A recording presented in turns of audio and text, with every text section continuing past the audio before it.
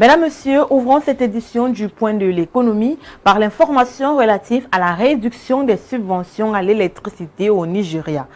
Dans le cadre d'une série de réformes visant à alléger la pression sur les finances publiques, le gouvernement nigérian prévoit de supprimer les subventions à l'électricité pour 15% des consommateurs afin de réduire leur coût de 3 300 milliards de naira. D'après l'annonce faite le 2 avril dernier par le porte-parole de la présidence Bayo Anunanga, le gouvernement nigérian est sous pression pour autoriser une augmentation des prix dans le secteur de l'électricité, car il n'avait budgétisé que 450 milliards de naira pour les subventions à l'électricité cette année 2024. Il a également précisé que l'augmentation des prix proposés devrait aider les entreprises du secteur à couvrir leurs charges opérationnelles et à engager les nouveaux investissements. Le porte-parole de la présidence nigériane a par ailleurs précisé que 15% des consommateurs représentant 40% de la consommation de l'électricité seraient touchés par la révision à la hausse des prix. Depuis son arrivée en fonction le 29 mai 2023, le président nigérian Bola Tinubu a engagé plusieurs réformes audacieuses, dont la suppression des subventions sur le carburant et l'unification du taux de change de la monnaie nationale afin de relancer la croissance de la première puissance économique d'Afrique. Au Cameroun, le gouvernement est à la recherche de bailleurs de fonds pour financer son 4e recensement général de la population et de l'habitat. Au cours du conseil de cabinet tenu le 28 mars dernier, le ministre de l'économie, de la planification et de l'aménagement du territoire Alamine Ousmane Meh a déclaré que les pouvoirs publics camerounais tablaient sur un budget total de 64 milliards de francs CFA pour la conduite de ce recensement. Et à ce jour, une enveloppe de 42 milliards de francs CFA a déjà été mobilisée. Il reste donc à trouver 22 milliards de francs CFA. Il faut dire que ce 4e recensement général de la population et de l'habitat sera couplé au recensement général de l'agriculture et de l'élevage. Selon le MINUPAT, le gouvernement a jugé opportun de mutualiser les deux opérations en raison des contraintes inhérentes à la disponibilité des fonds. Le membre du gouvernement camerounais a précisé que ces deux opérations nécessiteraient des besoins de financement cumulés de près de 22 milliards de francs CFA seulement pour les activités de collecte et postes censitaires, soit 33,8% de l'enveloppe globale. Dans le cadre de ce recensement, le Fonds des Nations Unies pour la population, accompagné du gouvernement camerounais, ont lancé un plaidoyer et la mobilisation des ressources.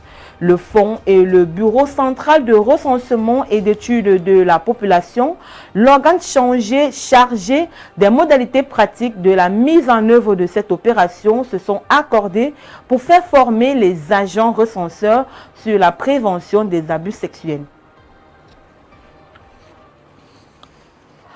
Toujours au Cameroun, les employés de la cotonnière industrielle du Cameroun, en abrégé SICAM, ont observé le 1er avril dernier un nouveau mouvement d'humeur à la direction générale de l'entreprise à Douala. 1,8 milliard de francs CFA, correspondant à 13 mois d'arrêt de salaire, c'est le montant réclamé par ces derniers qui exige aussi le départ du top management. D'après le collectif des délégués du personnel de la SICAM, les employés ont obtenu le 25 mars 2024 une avance de paiement d'1 mois d'arrêt de salaire. Ils disent maintenir la pression pour que leurs revendications soient résolues avant le 1er mai, date de la fête du travail. Faute de quoi, ils observeront un débrayage le même jour. Toutefois, ces délégués du personnel se disent ouverts au dialogue. Ils ont adressé le 3 avril dernier une demande de rencontre urgente avec la direction de l'entreprise.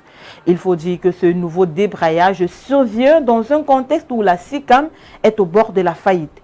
Son usine de production de Douala est en cessation de production depuis le 18 novembre 2023, si bien que l'entreprise a été contrainte d'importer 2,2 millions de mètres linéaires de paille de l'Inde pour l'édition du 8 mars 2024. Depuis une dizaine d'années, la SICAM enregistre des pertes en raison notamment de la vétusté de ses équipements industriels et de sa perte de compétitivité. Selon le rapport 2022 de la Commission technique de réhabilitation des entreprises du secteur public et parapublic, en abrégé CTR, l'entreprise cumule une dette globale évaluée à 31 milliards de francs CFA au 31 décembre 2022, dont une dette sociale d'un peu plus de 4 milliards de francs CFA. Pour éviter la dissolution de la plus importante entreprise de transformation du coton du Cameroun, qui contrôle à peine 5% de part du marché local de textile, la CTR propose une réévaluation des terrains de la SICAM en vue de reconstituer ses fonds propres et assainir son bilan. 673 milliards de francs CFA, c'est le montant de la masse salariale déboursée pour la fonction publique gabonaise à fin décembre 2023, dont 641 milliards de francs CFA pour la solde permanente des 92 047 agents publics recensés à la même période. Un chiffre qui est en hausse de 4% et qui porte le total des agents sous contrat avec l'État à 104 744 à fin 2023. Un chiffre qui est en hausse de 3%. Finalement établi en 2023 à peu plus de 691 milliards de francs CFA si l'on tient compte des primes et avantages divers en plus des collectivités locales. Ces dépenses de personnel devraient en 2024 atteindre plus de 771 milliards de francs CFA. Un montant qui sera en hausse de 12% en glissement annuel qui s'expliquerait principalement par les 46 milliards dédiés au recrutement en cours et annoncé de nouveaux agents. Rapporté sur la base annuelle de 2022, la masse salariale a enregistré une hausse de 1,6%, principalement liée à l'évolution de la solde permanente et malgré le recul de 2,5% de la masse salariale de la main-d'œuvre non permanente en abrégé MOMP. En baisse de 0,2% au quatrième trimestre 2023, en lien avec la poursuite de la mise à la retraite systématique des agents, les effectifs de la MOMP n'ont cependant pas pris une baisse du volume total de la masse salariale qui s'est établie au-dessus de 673 milliards de francs CFA à fin décembre 2023. Si on tient compte uniquement de l'exécution de la masse salariale du secteur public et qu'on exclut les collectivités locales, il ressort que la masse salariale de l'État gabonais reste l'une de ses principales poches de dépenses. Parlons à présent de télécommunications dans ce point de l'économie. Suite à l'utilisation illégale de télécom, l'autorité des régulations des postes et télécommunications de la Guinée-Conakry en abrégé a répété durci le ton. Dans un communiqué daté du 3 avril, l'ARTP indique qu'elle est punie d'une peine d'emprisonnement allant d'1 an à 5 ans et d'une amende de 100 millions à 1 milliard de francs guinéens toute personne physique ou morale qui installe ou exploite un réseau indépendant de télécommunications TIC sans autorisation. Cette mise en garde du régulateur guinéen fait suite à une opération de contrôle qui a révélé des activités commerciales et d'exploitation frauduleuse de terminaux de Starlink.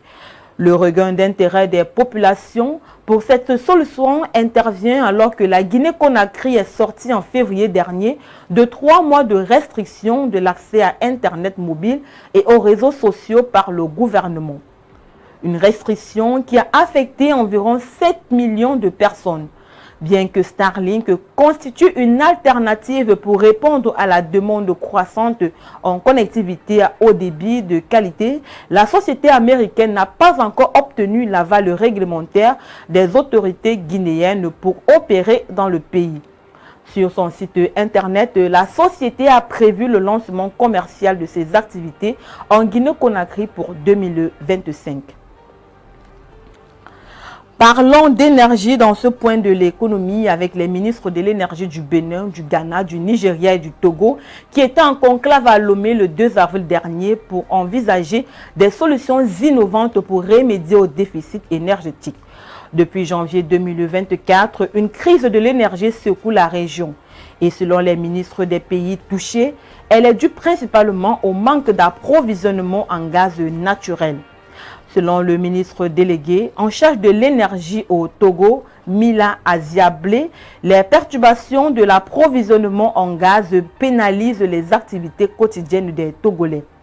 D'après le membre du gouvernement, la demande en gaz naturel au Togo est actuellement de 35 000 millions de British Thermal Units par jour, mais seulement 5 000 à 15 000 millions de British Thermal Units par jour sont fournis, voire rien du tout à certaines périodes.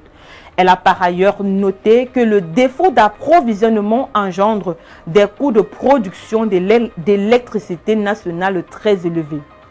Face à cette réalité, les ministres de l'énergie vont adopter et signer des résolutions visant à renforcer l'approvisionnement en gaz naturel au profit des centrales thermiques des pays de la sous-région.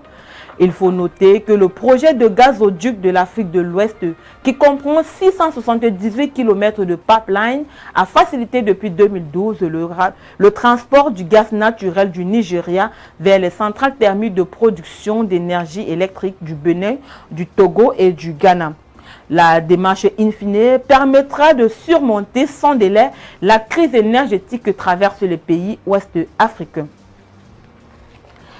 Mesdames, Messieurs, c'est avec cette note que nous mettons un terme à cette édition du Point de l'économie. Merci de l'avoir suivi. Les programmes se poursuivent sur Fait d'Afrique Télévision.